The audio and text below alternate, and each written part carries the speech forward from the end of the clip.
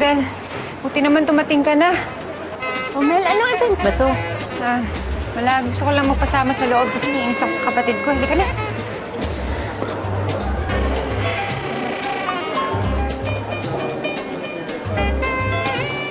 Kaya.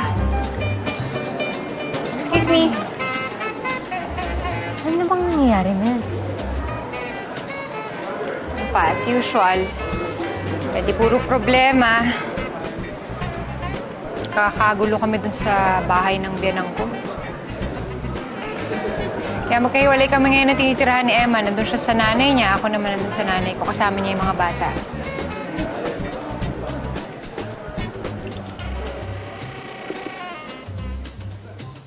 Okay, I'll get you drink.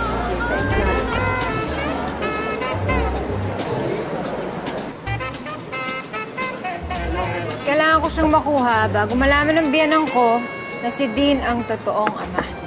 Huh? Sinasabi mo, si Dean yung tatay ni Dean? Oo, miss na miss ko na siya talaga. Wala na kasi ba nangungulit sa akin eh. Mel? Sir. Anong ginagawa mo dito? Sinasamahan ko lang yung mami ko dito sa event ng kaibigan niya. And just so you know, hindi kita sinusundan. But I overheard my name, so bakit niyo pinag-uusapan? Excuse me? Bakit? Ano ba narinig mo? I don't know, you tell me. I just heard my name and it sounded serious. Hindi ka namin pinag-uusapan, no? Pinag-uusapan namin yung mga anak ko. Namimiss ko na yung mga anak ko. Ikaw? Ibang klase din yung pandinig mo, no? Ano feeling mo? Ha?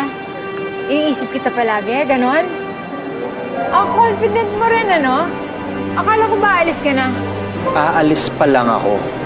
May ginagawa lang ako dito, and then aalis na ako. Is there a problem, Mel?